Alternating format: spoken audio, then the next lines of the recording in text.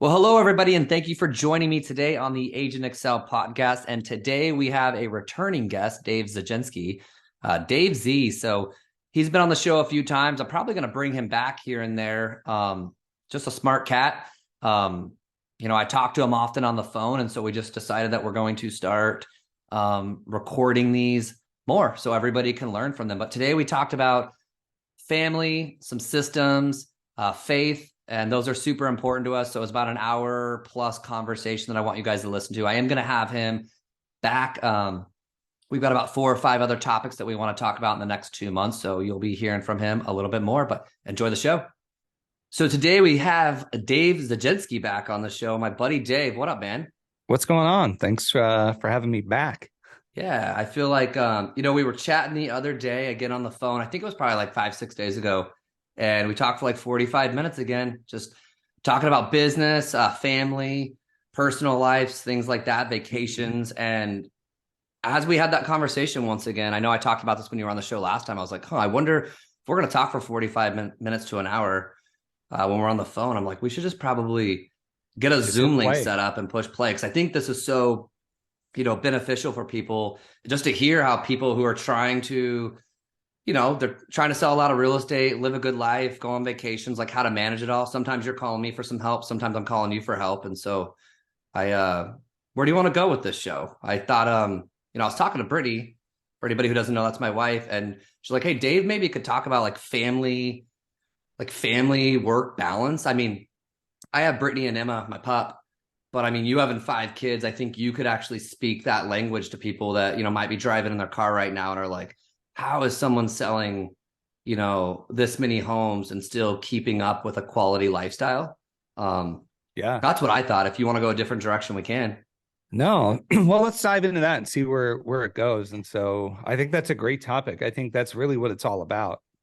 So So I think for how does us, yeah, how does that work? I mean, you've got so many kiddos at such pivotal ages. I mean, they're not all like 17 and 18 just yeah, running, they still running like around with me. cars. Like Yeah. they need your Right. time, they need your help. They still like you They said. still like me. Oh man, that's funny. So yeah, just talk that through. What's that All look like? right. So I think, and that's something I got really clear on really early was to be like, what's my vocation? So that's what I challenge anybody. Like, we all have different jobs and occupations, but I believe we also have different vocations. And for me, mine was a calling to fatherhood. So not everybody has that or feels like that. Maybe they accidentally became a father or mother. And some people, that's just not their role. Like, that's not where they want to be. So once I got clear that my vocation first was going to be fatherhood and then occupation second, it makes it easier because you know where to give your time, right? And so that's really what's going to come down to is time.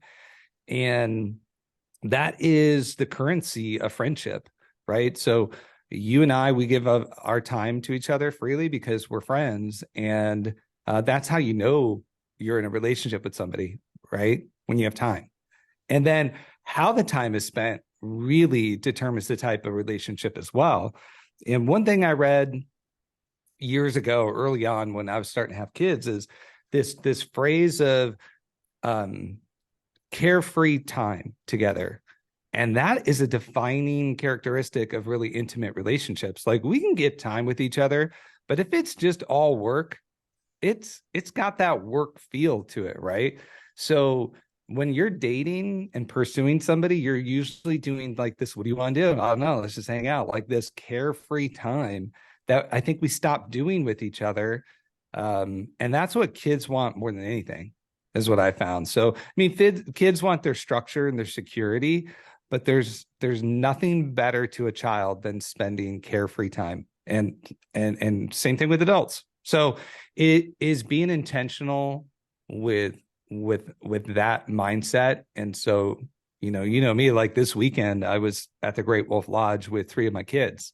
Like, what, right? I didn't have my phone on me. So we have to talk about that. Like, if you want to go away for the weekend and not have your phone on you and you're in real estate, then you got to have some stuff in place, right? You'll need some systems in place to make sure that your world still works and goes around.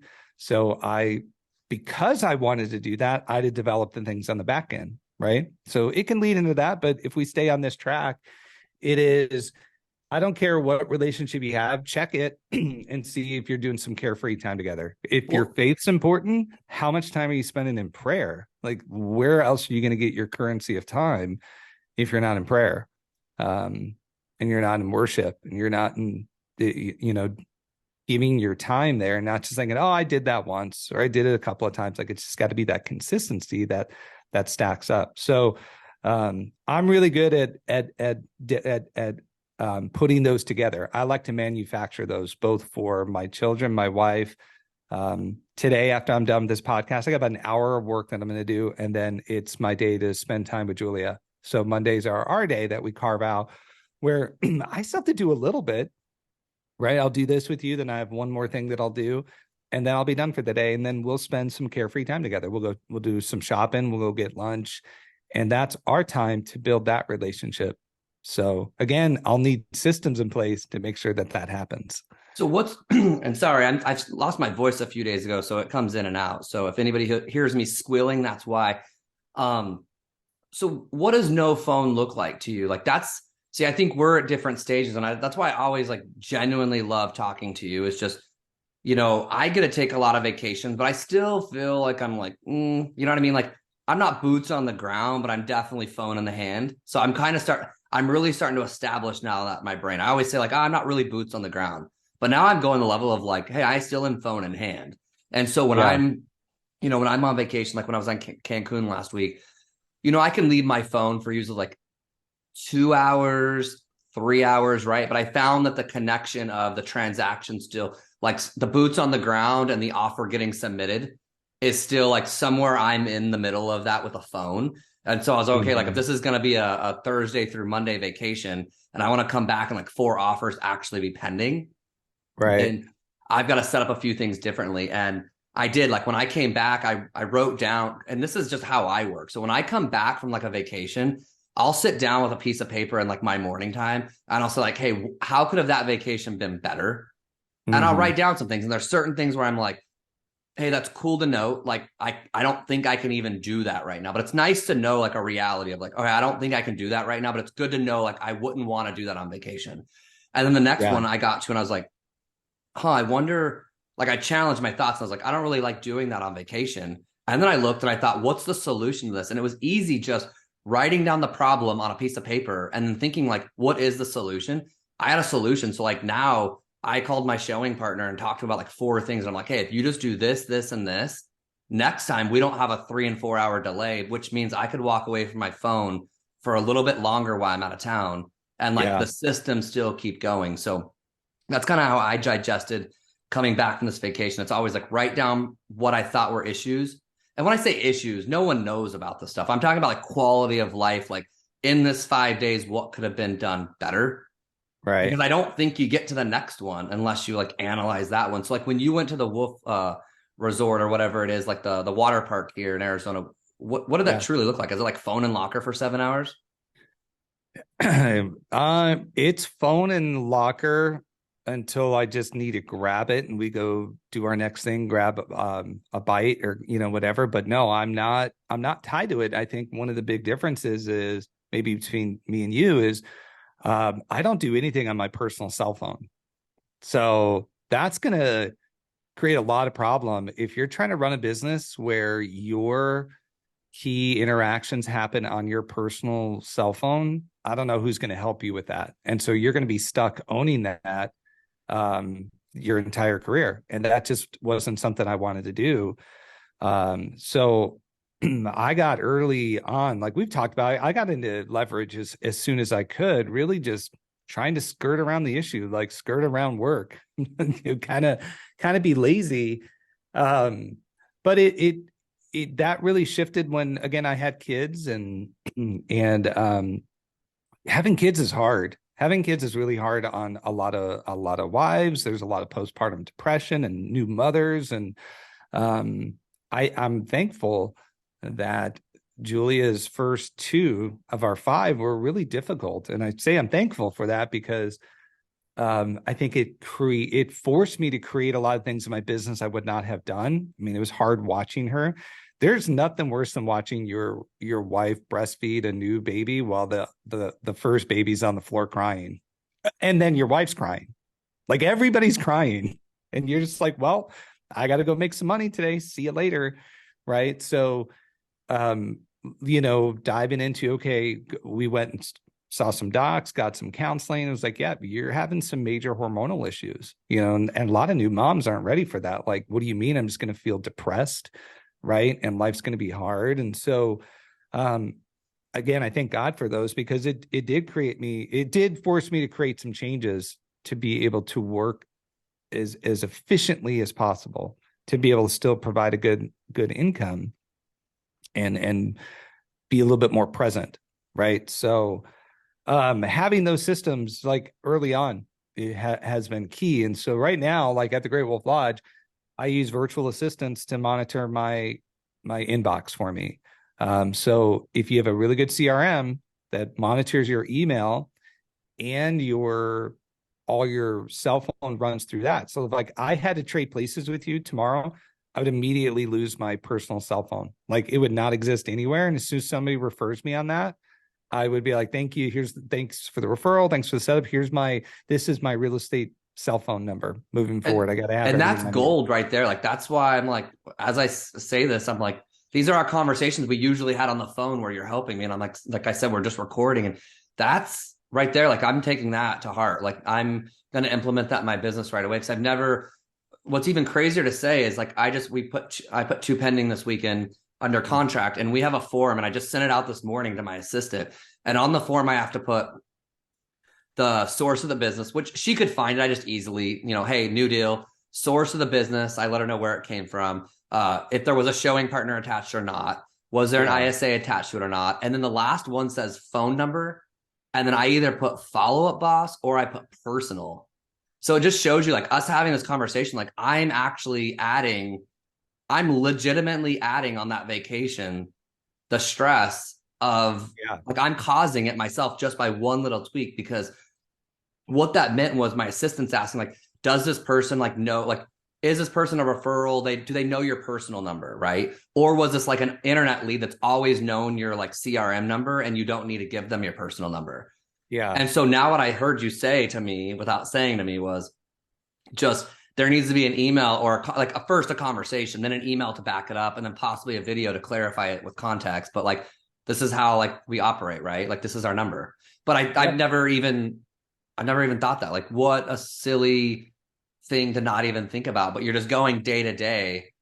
And now I'm just going to tell my assistant when we get on our Zoom at 9:30 this morning, I'm telling her straight up, like, hey, for now on, we're going to let them know this is the number moving forward. And more importantly, if I back this up, because I'm just freestyling this conversation, that's going to be a buyer consultation, or that's going to be the initial, when the referral comes in, like, let's say my buddy refers me to someone via text message, I probably put them in my CRM first and then reach out to them with that number, because all I'm doing is quickly responding to them via my number. Now they know it. I should put them into my CRM, text that now referral from that number. And then now that's like really all they have, because my buddy usually doesn't give me, he doesn't usually give them my number. He usually gives me their number. So like, I'm starting off the whole relationship with what number I want to use. Dude, gold. Do we just end this now? And just end it right there. Good? Well, I mean, and again, there's going to be pros and cons with that. So you got to be secure in your CRM. Like, I've had my same cell phone, I don't know, 20 years. So you bounce around CRMs and that number you don't own, then you're right. Somebody 8 years from now is like, hey, call Chris Bowers. Here's his number. 8 years from now, it's not. If you change your CRMs and you can't take that number with you. Here's how I've reconciled that thought, dude. Because I was actually just talking to an agent this morning. She's trying to, like, nothing to do with this, but she's trying to do something. She wants to like work a certain area, but doesn't think she's going to live there in 6 years. And I was like, here's the deal. I was like, still put future thought into your business, but I'm like, just do whatever gives you the best quality of life today. And a smart business owner, like, that's 6 years down the road problem. Then maybe like if CRMs change, CRM go out of business, then I'm just going to have to be like, I'm going to have to get on the phone with every one of my past clients, make a video like, hey, this is my new number. Yeah. Just as if any other business change their number. They just have to report back to and I think if social media stuff's still going out to them, postcards are going out to them, emails with our number, Yep. but I get where you're going with that, but also like Yeah. I put It's about worth it 4 minutes of energy into thinking that long term when I'm like, I just need a solution for my next like 42 vacations. And then if Yep. that turns into a problem, cool, we'll figure out that one then. But that's gold right there.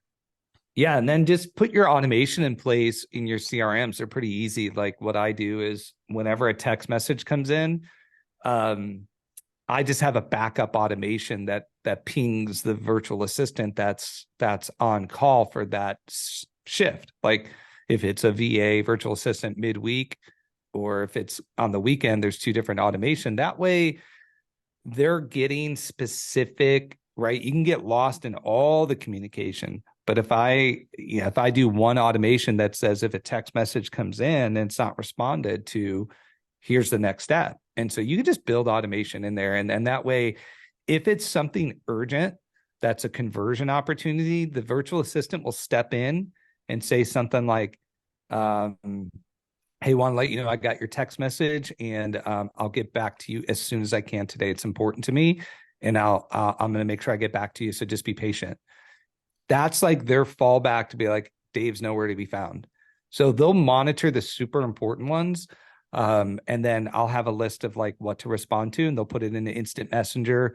So stuff is getting responded to, and then I can come back instead of trying to scroll through. I can just pick off the ones that are important, that need to get responded to. And then the more we're so repeatable in our business, in our real estate business, that you can train a good virtual assistant or any assistant to know where we are and what they need to be doing and what the next right step is. And so that's going to be your key. And then have we ever talked about the Eisenhower matrix? No, I don't think we ever have. Yeah, that was something I learned probably 15 years ago that really helped me. And if anybody knows me, they know I've got like 100 or 200,000 unread emails in my system. So again, it comes back to like, how are we going to first be a husband and a father? So like my pecking order is like God, family, work, and then everything else. So if I nail those in order, work is going to suffer a little bit more than other things. And so the Eisenhower matrix, it was President Eisenhower. I mean, he was super accomplished as a military guy, very smart, had a ton of things going on all the time. And he talked about the difference between urgent, like what's urgent is rarely important, and what's important is rarely urgent. And we love, as people, getting stuck in like doing the urgency, like feeling fulfilled in our day-to-day grind. And so like email just is the worst for me. And again, there's nothing usually in email that's important for me. It's important for somebody, but usually not me. That's not where I'm going to go to look for something that makes money in my business, I'm needed in there, right? It's going to be like title and lending, and like, it's just nonstop stupidness that I refuse to participate in. And I'll miss stuff occasionally. But if we go back to the Eisenhower matrix, here's what it is. So you have 4 quadrants. And so just Google it. If you're listening to the show, Google Eisenhower matrix, and you're going to see 4 quadrants. And you're going to have urgent and not urgent. And then you're going to have important and not important. So just think of a 4 square, and you're going to have, important going across, what's that? The x-axis, and then urgent on the y-axis. So just divide everything that you do, divide it into 4 areas. Is it important and urgent? It's probably something that should be done. Right? It's important. It's urgent. That's going to be like in our world, getting an offer done, or meeting a client, doing a listing appointment. And then you're going to have not urgent and important. And I'll tell you, this is probably the difference between you and me and anybody else that has a business, is we have spent time in the important, not urgent section that most realtors don't want to spend time in, or don't get the time to be in. And that is going to be your masterminds for your professional development. You're building out your systems, where you're like, I'm not going to make $1 today doing this, but it's super important I get it done. It's just not urgent. So since it's not urgent, it's never going to be pressed upon you like a showing or returning messages or, things that you're like, I got to get it done. But if you can stop doing some of the things that you think you have to do, you'll actually have more time there. And if I can get a realtor who will spend more time in the important, not urgent, I know they're going to build a business. And then you're going to have urgent, but not important. Okay. And that is something that is perfect to delegate. It's urgent, but it's not important. And that could be a timeline on a LSU is due, or a form is due, an addendum is due, things that are due, but they're just not important. They are, but they're not, right? I don't want to minimize the transaction. An LSU, a loan status update. Yeah, Right. I get that email and I'm like, cool. Right. We don't need to be part of Yeah. it, but Yeah. how critical is it to the transaction, right? And that's where having a very good TC, transaction coordinator, they can own the urgent and not important. Then the fourth quadrant is not urgent, not important. And those should just be eliminated from your life. And for me, that's video games. Ask me how many video games I sit home and play in front of my children. You think how cool of a dad am I if my children walk in at 3:30 and dad's playing Call of Duty?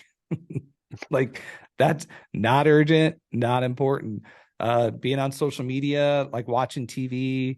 But then it's also, for me, it's emails. Emails are not urgent and they're not important. So I rarely check them.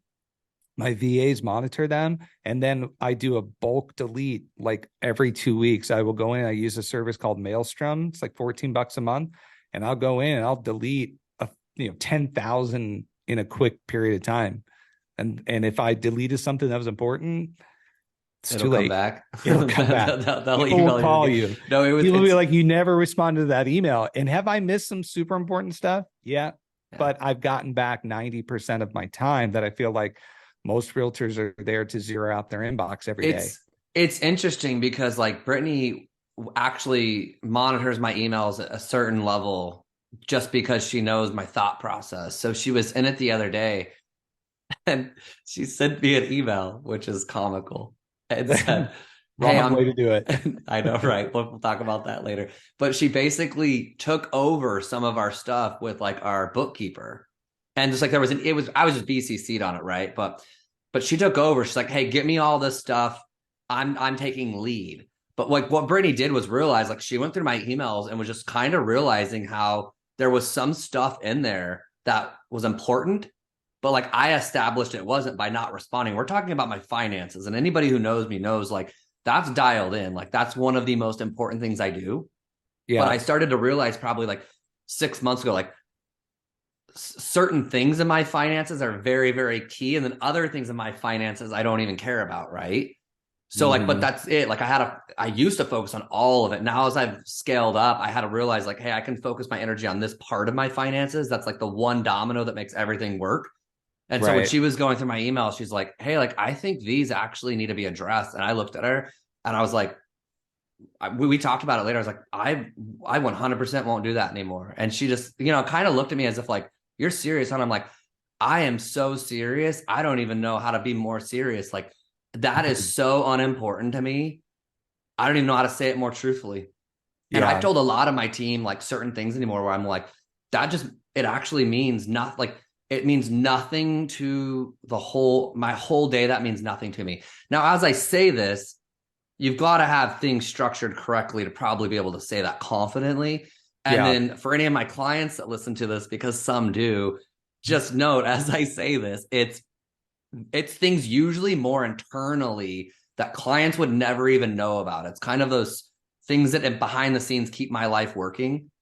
That I'm just like, I'm not doing that anymore. Like to get to where I want to go, my brain can't focus on that stuff. And I think that's the difference between when you talk to some agents who like can't scale a company is they've gotten to the point where they haven't gotten to the point where they can go to bed at night at peace, knowing that like everything didn't get done. And I'm just super confident right now, like with my rental properties, with my business, I'm just like, I've become like super confident where, hey, like I have a house in Oklahoma that had some foundation issues and my assistant's working on it. And I don't even know if I care about the rest. You know, like going to bed knowing that's going down Yeah. is something you got to get comfortable with. But Dave, so I love that you brought up emails. If anybody's watching this, that's why I smiled so big, because that's been just for the last 3 weeks, the biggest topic in my world is like opening up emails. How are you having VAs check this? Because I had a note of, I was going to call you next week. I kind of stagger our conversations so I don't overwhelm you, but I was going to call you and ask like how you're doing VAs at this level, like with checking text messages, emails. One, where are we getting these VAs? Two, how are we training them? I've had one before for like 3 weeks, and the electric was never working in this country.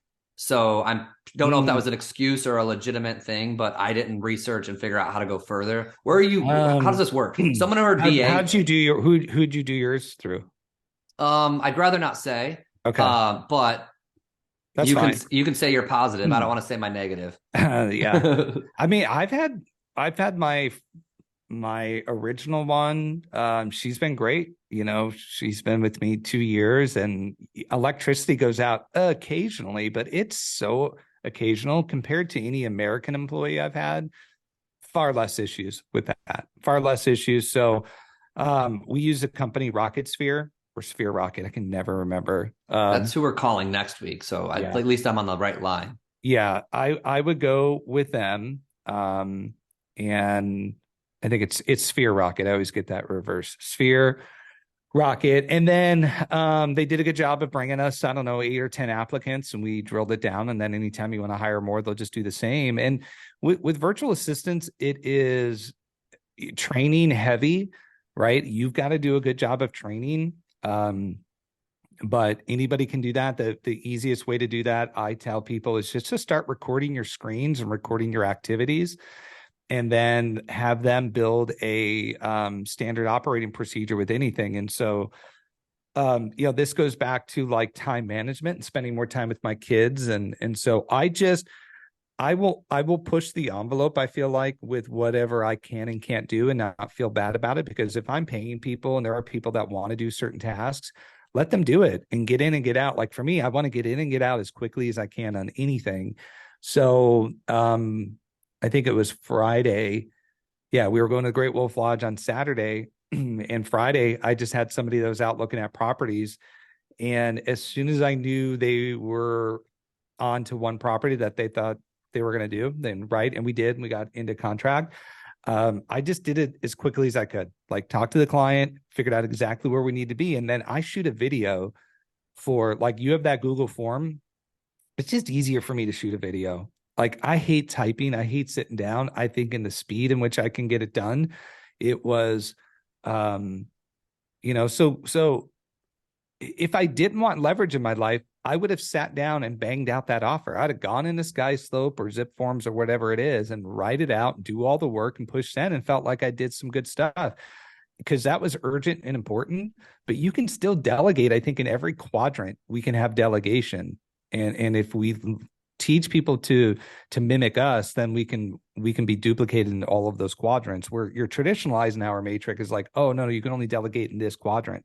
So I would say there's no rules and delegate in all of them. So I shot a super quick video that was all my virtual assistant needed to write the offer. And then I just walked away. I was like, boom, done. Well, in the video, I was out. You helped me with the video because I had that Google form, but I realized, like, with the Google form, I usually had to get to a computer. I could do it from my phone, but it's like painful.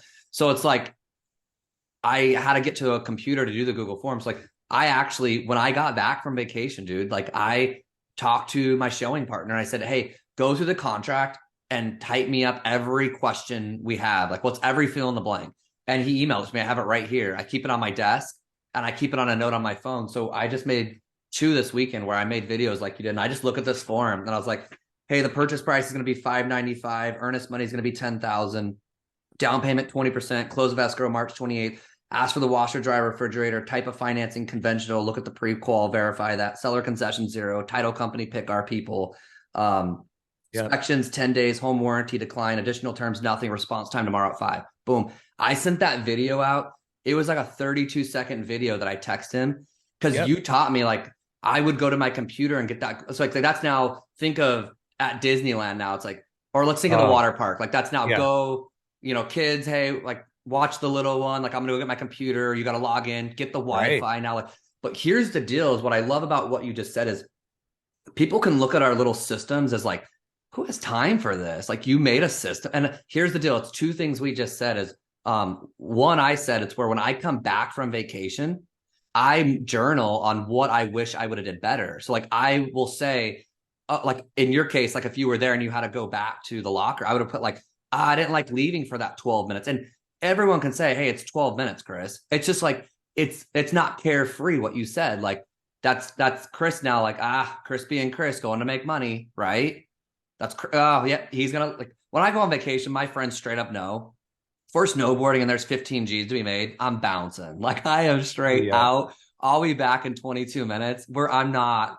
As I get older now, I'm realizing like that's not carefree. Like we're sitting in the cabin and we're playing cards or something, and I gotta bounce for 16 minutes, and everyone knows who I am. So they're like, he's gonna bounce for like 15 minutes to go make 20 G's. But like that's not carefree. That's just like still attached to your phone a tad. Right. So there's two things like I come back from vacations or a Sunday that I'm off, or yesterday was my family day, and I journal and say, what could have been done better? And then I Yep. think you brought up something that was important with it's the important but not urgent is how we're getting that done. So like when I Mhm. journal and say what I want done better, I mean, there's nothing in my day to day that says, oh, Chris, like making a new system for your Google form is urgent, right? It's important. It's not urgent. It's Right. important that my next vacation goes smoother. It's not urgent. And Right. so I think like it's blocking now off time and saying like, hey, if I want my next and if anybody's listening to this, don't say vacation. Just say like, hey, on my date night Thursday, how could have that been better? Or on Sunday when I want off, like how could have that been better? And you're gonna start thinking of stuff that we always talk about, like, oh, like showing homes or a system on how to get offers out. Like there's you who has like a more complex leverage system, and then there's that person that's a solo agent that they're only going to be able to connect with the next step, not the VA. The VA is so overwhelming that they just got to maybe think of like now sending a video off to someone to write that offer for. Maybe it's a transaction coordinator that is actually Yeah. with their brokerage that will Right. write that for $150 or something like that. Yep. Yeah. But Everybody can scale for leverage. Just there's different ways to do it and in different entry points to it. So I think if anybody like the way I see all of this is through a book that I read years and years ago called The Goal by Eli Goldratt. It was a life-changing book for me. It's called The Theory of Constraints. And it's the goal, a process of ongoing improvement. So right in the title, it's talking about constraints, ongoing, constant improvement. Because in the book, it's a really good read if nobody's ever read it. It's such an interesting book. It's like a novel, but it's a self-help book. But so it's got a good story tied to it. But if we were in a factory building some type of widget, right, we know kind of what that flow chart looks like of top of funnel, middle of funnel, bottom of funnel, and where can the constraints be. And as soon as you put 1,000 more parts in the front end than you can handle, it's going to bottleneck somewhere in the middle. So just taking that approach to your business on a constant basis of like, where is my ongoing improvement? And like what you're doing, you're going on vacation, you're auditing it. So we can always innovate and always improve. And there's different motivations behind it, whether I just need to make more money and I need to scale, or I need more freedom, I need more time. So day one, when I got into real estate, I decided it was not going to be my time that was going to move the needle. And I think that was my difference is I did not want to be dependent on my activities to make money. And that sounds weird, right? So oh, it I doesn't developed though. ways. It sounds like you defined how you wanted your life to go, and that's where it's going. Yeah, like once you draw how that else can line it in the go a sand, direction if you don't know yeah, where you want it to go? I mean, I don't know anybody who would be like, hey, at 62, I want to be showing homes every Saturday and Sunday. I mean, I'm being super honest. And if somebody's listening to right. this and they're 62 doing it, like there was no judgment in that statement. I don't think at 35 you would have wrote down like that Nope. was the goal. Now maybe you're at peace with it, that's where it's at. But like I don't think that when I'm talking to some of these younger kids that are in real estate getting in. I'm like, hey, I'm 39 now and I started when I was 22, and take this advice and like run with it, because I traded some of my youth to grow my company. Yeah, And there's always got to be that older guy out there that's like, hey, like don't settle on your limiting beliefs. I had some for years, and until I got over them, like, but I'm like, I wish somebody would have abruptly told me when I was younger, like, hey, you're thinking too small, you're not thinking correctly. And that can come off rude. Like I've told some people before, like, hey, I think that's a limiting belief, and dang, they're mad. Like, but I'd be like, sure. but hey, keep it if you want. Like I was just challenging you that that is a limiting belief. Like you can do it differently. I Right. think, but you were clear on that. Like you said, like you didn't want time to have to be the thing that moved the needle in your business. Yeah, like, and it was weird. I had realtors and people who I was leaving the new home sales industry, right? Like that's where I started my career, was doing 4 years of new home sales. Could you imagine how the builders would do if they relied on realtors to generate like leads and generate activity? It'd be awful. Like, hey, go do an open house and see who wants to come check out our builder. Like the builder took care of the lead generation. The builder took care of getting foot traffic into the models. And then it was the salesperson's job to qualify, go through the path of conversion and close. And so our job there was to be good at converting and doing consultations. So after doing that for 4 years, seeing that I was able to sell sometimes 10 new homes a month, right? And I had realtor friends. I'm like, oh yeah, I wrote 10 new build contracts this month. That would blow a lot of their minds. But that's all I did. And then I didn't have to do the construction side of it, right? Like so that gave me a taste of how to scale and implement, and to right. Scaling is just being very specific in all those roles. I'm like, if the builder would build it this way and they're really good at it and they're publicly traded companies, then why not set up a real estate business that way?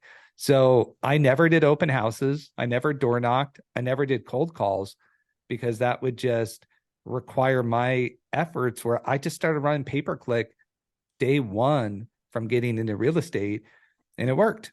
And a lot of realtors and brokers at the time were like, oh, this is never going to work. And you can't run a business this way, right? This was like 2007, 2008. Like, yeah, I'm doing pay-per-click because I wanted a steady flow of people coming into my sales office, just like the builders provided for me.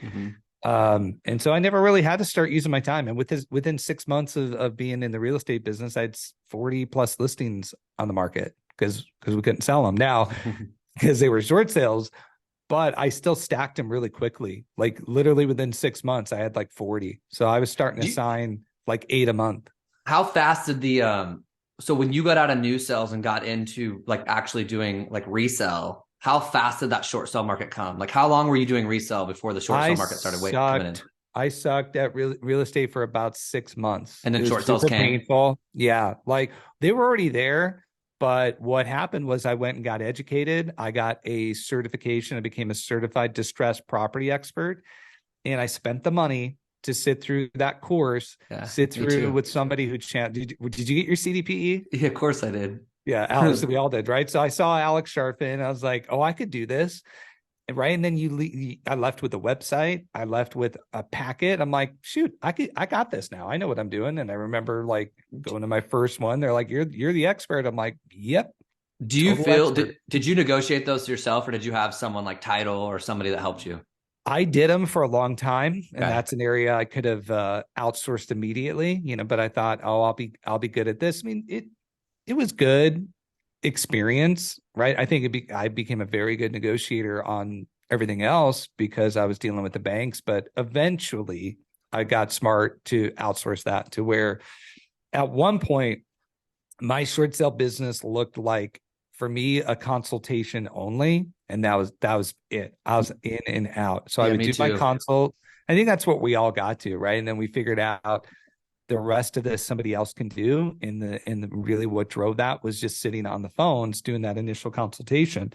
Well, and it was the reason why I would say, it would probably be the reason why I'd say leverage came into my life so quickly, because it was probably the first like 8 months, I really didn't even know what was up in real estate when I had my license. I was 22. I was almost more just maturing as a human being.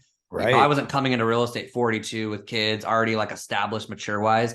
So Right. like that first like 8 months was just more of like, hey, like kind of growing up. But it was then another year where we're putting houses on the market and selling them, but I really was doing it with all my time. And the Hmm. short sale market came, and that was the first era where I started going to some masterminds where I was like, wait, like I can just go sit at their house and get this package done and then put it on the market, like a real, like put it on the market and then pass it off when we get an offer to this company. And they do like 90% of the work. And then Yep. they send the updates out for me for like a Yep. referral fee. So like that was really where I was like, whoa, like I think I had like 29 listings at one time.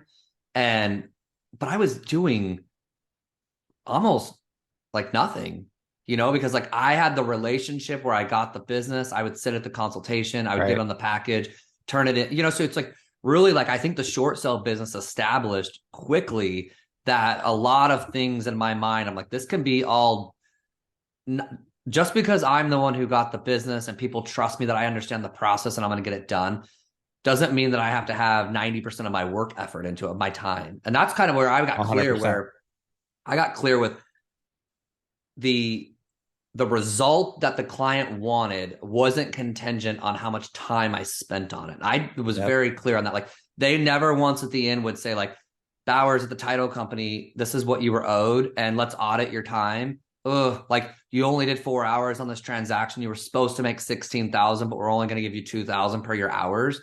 So like I defined right there, I was like, wow, like successful result, client happy, refer me business doesn't equate to like me spending all the time. Like I have to spend about 5% of the time doing this. And that's where, but I had come from construction where it was piecework. And anybody who doesn't know piecework, like it is, I had to go roof houses. So I would go into the, like the yard is what they called it, get a time card. And it was, hey, you make $550 for stacking tile on this roof. Hard job.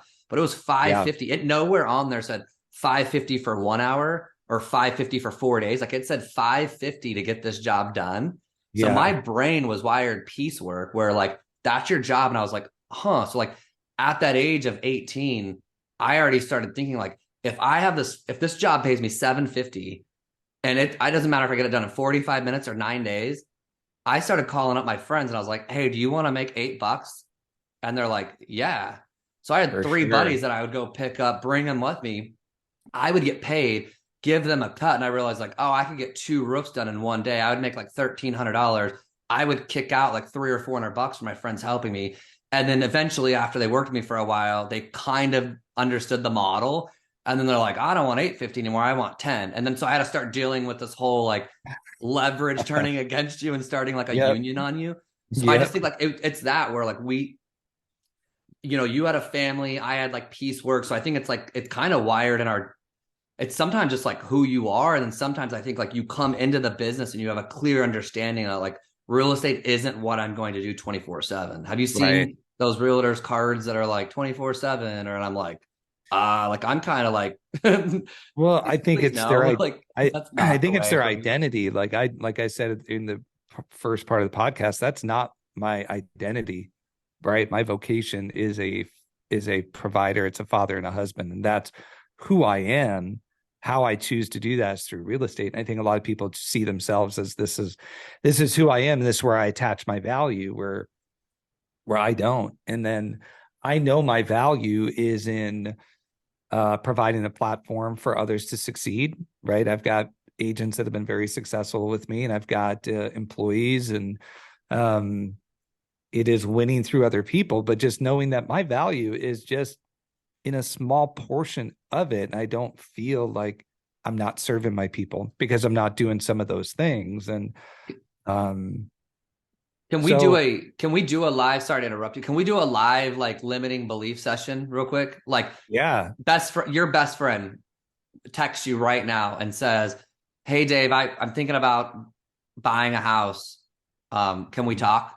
Walk me yeah. through that in 5 minutes. Like your best friend messages you and says they want to buy a house. Like what is that? Give me a 5 minute flow from responding back to that text to closing the transaction with your best buddy. Because I think why I want to do this is people will tell me like, and I get it. Like as we've scaled our businesses, we get introduced to so many people that don't know us. So people will say like, oh, well, they never knew you, and I'm Uh-huh. like, whoa, like you're forgetting that I'm like 70. 80% referrals. So like, no, like these are Right. people that have used me like 6 times and are referring me to their kids, and almost soon are going to start referring me to like their kids, or you know what I mean, like grandkids. So what does that look like for you with somebody who you know so personally that could help the agents like kind of get through this whole flow of a process?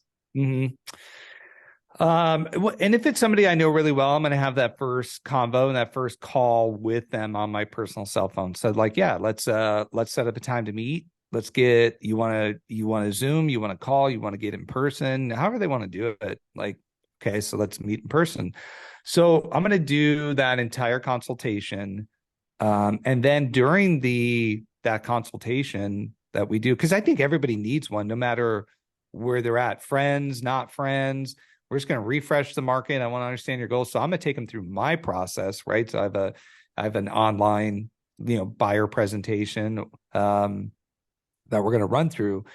And then I get agreement with how we're going to work. I think everybody should have an agreement. So I just like asking closing questions so I get buy-in and I can just say like, hey, we talked about this type of thing. But make sure they're okay with it. So in my consultation, I'm going to say, hey, one of the things that's going to make us work better, and anybody that knows me or knows you is going to know my schedule and knows my life and know that we have kids. And so when I say, hey, I want to know how I want to help you understand how we're going to have a much better experience by using some of these systems that I have in place. And one of them is going to be my work cell phone. I don't know if we've ever texted on this, maybe not, but here's my number.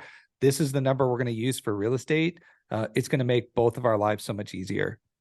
That's really all you need to say. Isn't it? That's so funny. Like that's like legitimately, that is what, I mean, that's all you say as an agent. And they're just like, cool. Like, right. Like I think every Why? realtor thinks that the Right. second they say that they're like, they've got rocks they're going to start throwing at you. And they're like, I'm Right. using my other realtor friend. Like Oh, they said you're I gonna could make use my their, life easier? No way. right, man. Keep All going, dude. I right. just So want to yeah, stop there because that's where everyone thinks their client's going to start throwing rocks at them. And it's it's like, they right. look at you almost, I'm going to tell everyone like, they look at you as a like principled person that's reasonable with their life, that understands like your client actually realizes like, whoa, like they might own a business. And they're like, I think I might need to start doing this. I think you find out that people respect people who say, I have This is some how we're gonna things do that it. I have some things I got to get done outside of work. And so like, this is how I've set up a huge company, and it's so Yeah. reasonable. Okay. Keep Yep. going. It's gonna make our it's gonna be so much more enjoyable. You're gonna be a better experience for us. So here's what we're gonna do. And then I have videos that I'd like to shoot. And so I've got a series of videos. I've shared some with you, but it's just kind of getting ahead of the next step. Whatever the next step is going to be, I want to shoot a quick video, let them understand their expectations. That way they can be sent whenever needed. And it's not me filming a live video. I did it one time, and they'll go out. And then I'm just teaching people how to do it. And a lot of people want to be led, want to be taught. They're not the experts. So there's comfort in that, and there's confidence in that. So now our people have confidence in us. And so I'm going to walk them through how to set up their search on our website. I have a quick video. This is how you're going to do it. I'm like, I can do it for you, but I'm pretty sure you know what it is exactly that you're looking for. And again, I say my value, Chris, is not finding you this property. Like we outsourced that years ago. It used to be that you had to call your realtor to find out. Now we have all the sites, Zillow, Redfin, everything like that. So can we all agree that it's really not my role anymore? Right? Cool. So now I'm not going to hear, right? How many times have you heard from people? How did it go with your last realtor? Well, to be honest, I did all the work. I'm the one that found the house.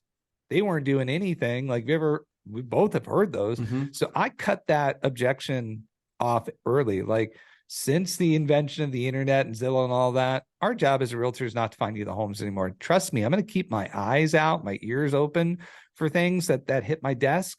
But listen, sellers don't want to let it go to one person. They're going to put it out there. So it's eventually going to get on our website and the MLS. So I immediately take away that complaint that I didn't find them the house, help them understand how to set up their search, and reiterate my value is going to be getting this done on the best deals because I love to negotiate and I love to win. So I'm going to get you the best deal with the least amount of hassle but you're going to set up your search. Here's a quick video on how to schedule a showing.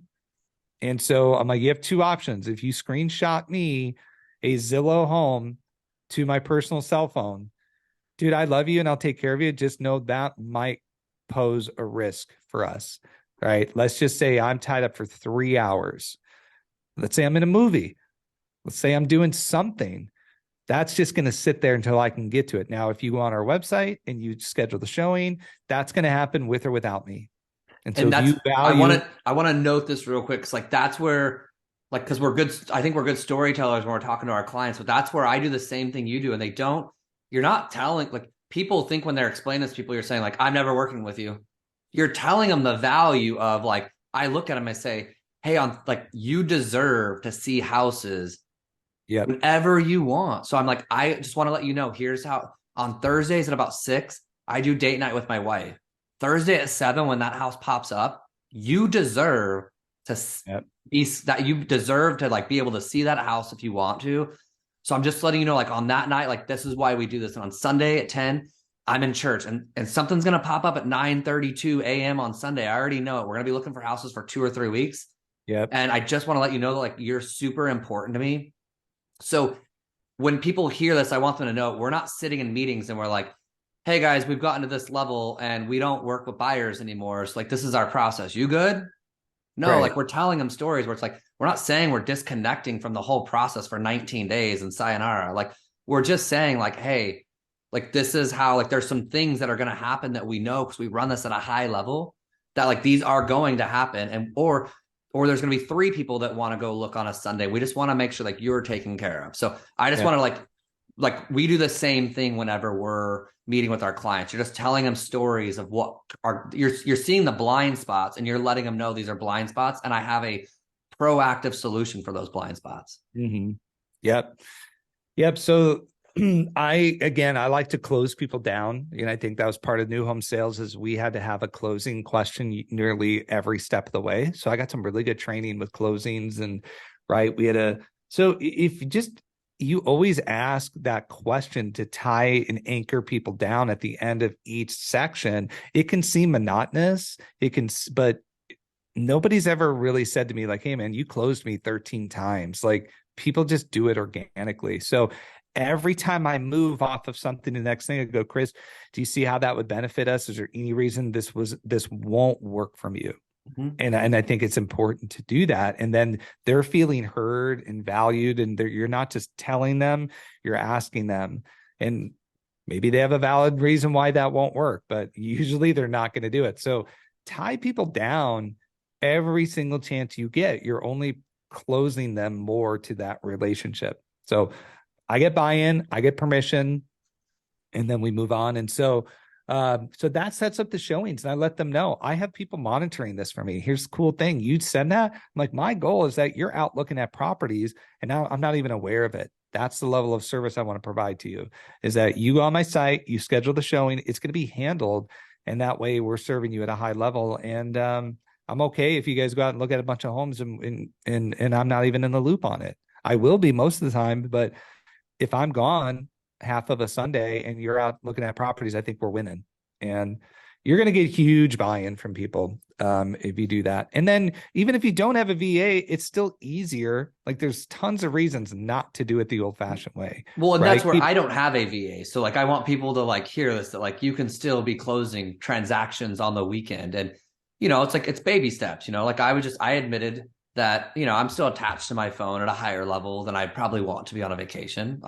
That's honest. That's my life. I'm okay with it right now. Yeah, and you can get away with it. Trying to figure out how to get to the next level. And so I have the same struggles as everyone. I'm sure right now in your VA process, you're probably talking to someone that runs it a little bit better than you do. For and sure. You're like, oh, like, it's working for me. But like, that's what you said, like earlier, is how do you incrementally just get better? Like, I'm not looking at like, hey, how do I exit my business and make $1 million? I'm just every week, hey, I took another vacation. That worked better. This could have worked better. Took another vacation. Like, like, thank God, like that one I worked on last time worked better. But now like this is the challenge. Like, and I don't think we run out of challenges. Like, as a business owner, we just walk into the office. Like, if you have no leads, you have a challenge. If you have a lot of leads, you have a challenge. If you're closing a lot of business, you have a challenge. Like, you're just a solution person. So like some Yep. just make a few $1 million a year solving them, some make zero. And so, but none of us are running, like none of us have a lack of issues in our business. Like we just, Right. some of us just solve them quicker, don't cry about them as long. And sometimes we just don't speak about them out loud as much because that doesn't really cure it, is speaking out loud to everyone that you have a problem. Yeah. But Again, that book, like it should be everybody's mindset who's going to run a business, or really any business, it's a process of ongoing improvement. And that's what I've subscribed to. Like, that's me. That's my chief role in my business, is to constantly monitor, test, stress, right? Fix, repair. Like my Smoke is going off somewhere in the my factory. pay-per-click business, like I help people run good pay-per-click businesses, right? Like I have legitimately agents right now that have joined 3 months ago that are running good pay-per-click businesses. Mine's still the biggest work of art. Like I still walk into my office daily, but I'm so okay with just making really good money on this leg of my business and just waking up every day and saying like, hey, that's not perfect. But like my goal wasn't perfect. My goal was to make a profit, and I make a profit. And could I be better at it? Yes. Could I have more leverage around it? Yes. But like, it's just make a profit, solve problems, make a profit, solve problems. I never once sat down at the very beginning 4 years ago when I started pay-per-click and thought like, oh, for 3 years, I'm going to try to fix every problem I might have. Right. And I'm going to do it now, because you've got those people that are like, I've got to solve every issue now that I'm going to have for the next 19 years. When I'm like, if you haven't been through the issue, like you don't feel it yet. Like you got to almost like feel the issue until like a problem is going to be solved. Like you're writing this down in theory as if like you went to a business school on how to run a business. Like it doesn't get worked out like that. Yeah. But yeah, I mean, you just gotta, what was that book called again? So it's called The Goal, Okay. a process of ongoing improvement. Eli Goldratt, Sounds like my life story. Goldratt. I think. I wonder if it'll be like my life story. Just Oh, trying to improve. Like it's hard. it is. It's Yeah. hard. And it's good. It's applicable in life and in business. Like, there's just always constraints. You tweak something, you're going to feel it somewhere else. So it's just good to be aware of it and to get out ahead of it. And and necessity is the mother of all invention. So like when I'm on That's it. vacation, if I'm on my phone as much as you, it's noticed, and other people will tell me that, right? Like when you have children who are like, can you just get off your phone? You'll have that external pressure, right, that you don't have. So for you to get off it, it's by choice, and more, less like a requirement. Yeah, So I think like Brittany can understand me being on my phone more than like a 11-year-old. yeah, But as I just said that out loud, I want to let people know like how my thoughts work. I just said that out loud as if like all I said was your 9-year-old more important than my wife. Like I'm being right. honest. And if my wife heard this, she'd be like, Chris is very much, he says words and he'll reconcile them quickly. But like that Yeah. actually, like I almost have a tear coming to my eye as I Yeah, say like this. she doesn't matter. That's Like all she that's could all I said get, out loud on a podcast to yeah, everybody to listen to. And as she listens to this, I'll probably go to her and now like I'm being serious. Like now I'm actually gonna go on that vacation and be like, no, like this is the life I chose. And like that person's super important to me. And yeah, like you should get this time. And are there kinks in the system where she understands maybe more than someone else? Like, oh, we run a business at a high level and there's times. But I think it's that. Like I think everyone's okay with a logical reason why you're using your phone. Like, I mean, yeah, if I told her like, hey, like this is a fire, like yeah. important and urgent, she'd be like, cool. But Cool. Yeah. like if it's just And like, that, oh, online lead, like 6 online lead cams in and we're at the pool in Mexico. I was like, I gotta go upstairs and call these, like that's yeah, maybe important, not urgent. So it's like that kind of stuff that I need to start yeah. figuring out more of. Like, is Mhm. that really the way to go? But so now I got some more to journal about tomorrow.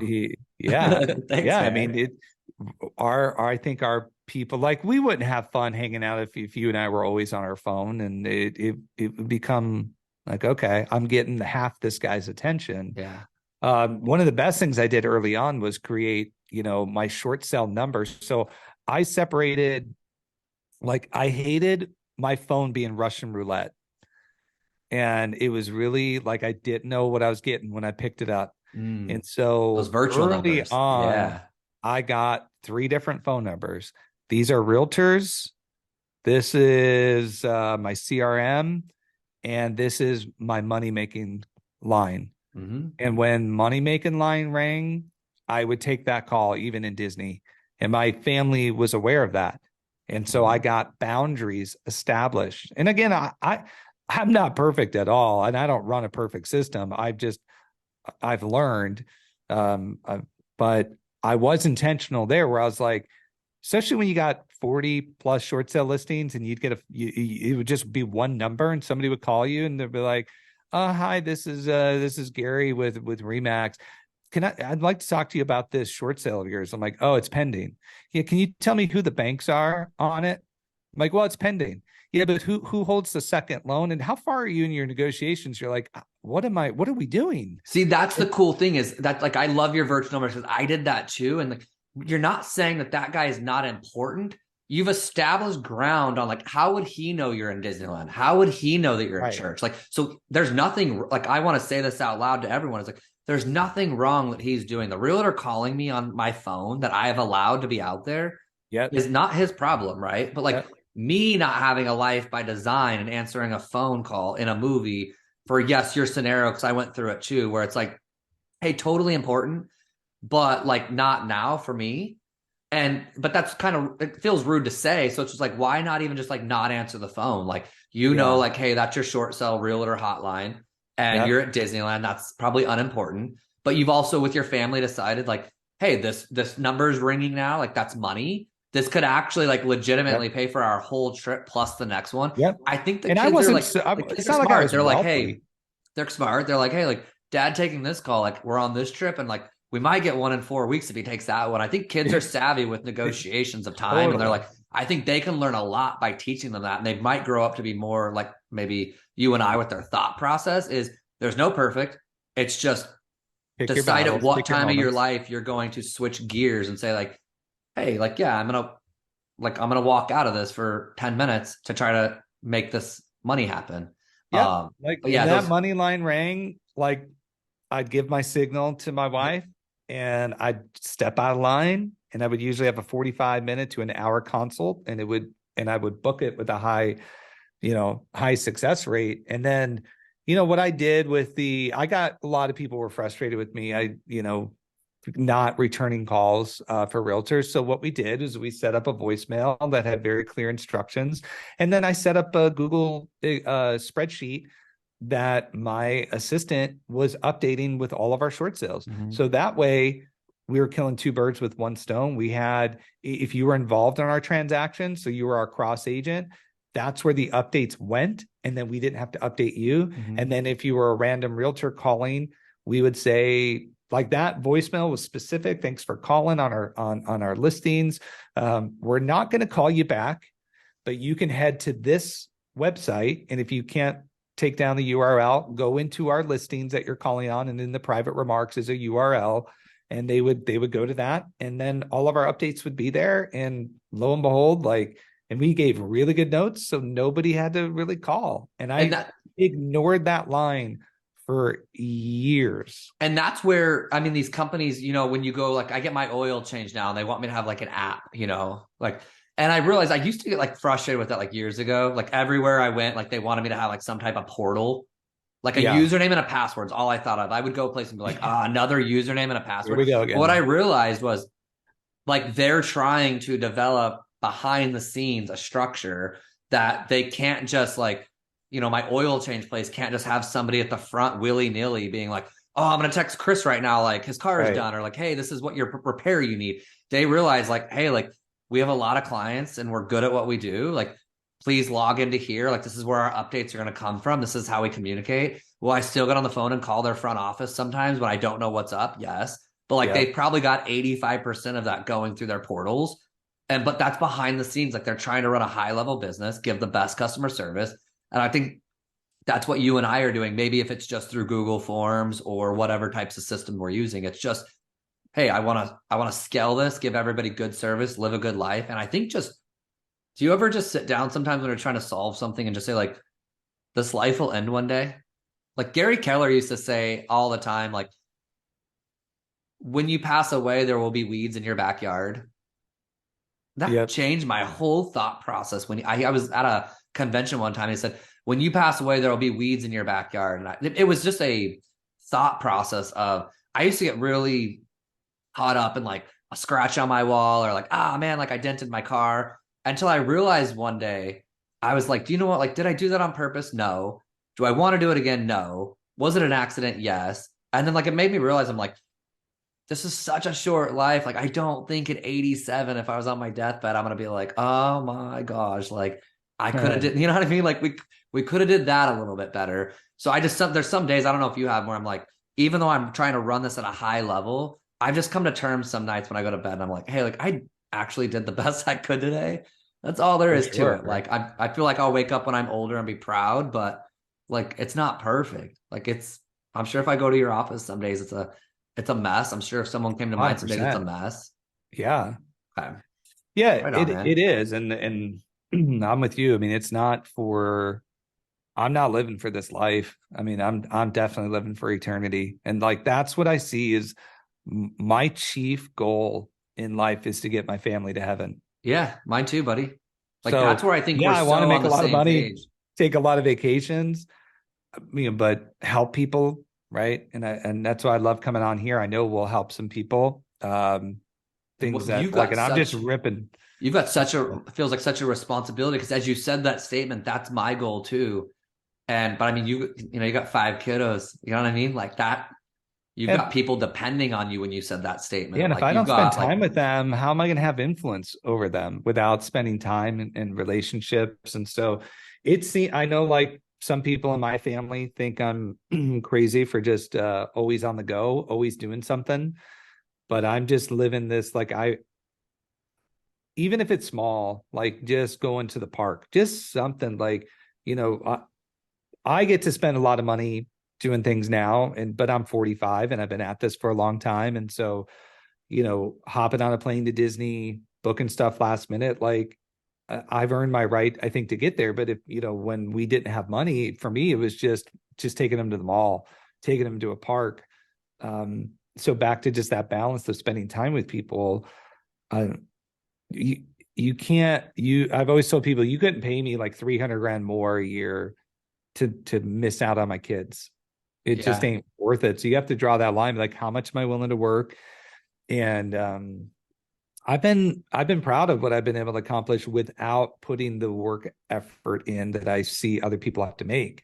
And I don't feel bad about that, because I got clear on what I wanted to do. And so, yeah, I'm a 4-hour work week guy. I'm a Tim Ferriss guy. Me too. Just as little as possible to move the needle. Like, I'll give one good hour today, then I got to get out. Yeah, that book was super cool for me, just because I was like, it's not, and you can't do everything in there, but like it was almost more of the mindset to it. To me, it changed the way I thought, and that's all that it mattered. I couldn't do everything in there, so I thought maybe now as I read it again, I could. But it was just like, it helped you realize that you don't have to be attached to everything that goes down in your business, and that was the point. So Dave, let's end this with just I'm gonna have you back in a few weeks. Cool. Is that good? I love it. Yeah. I think you mentioned like buyer consultations. We could probably go into that more. You went into a little bit today. Listing consultations. I think people would love to hear your listing consultation process. You do them at a much higher level than me with data. I kind of walk into places sometimes with charisma and some MLS sheets. You walk in there with a lot more data. We both I'm not as charismatic as you. I'm not. We both sell the house. I think we do it different ways on how we earn the business. Sure. And then I think you talked about like more automation systems, things like that. So I just want to keep bringing you back so people can learn and go from there. Sounds good, man. Cool, Appreciate it. Yeah, I appreciate your time, man.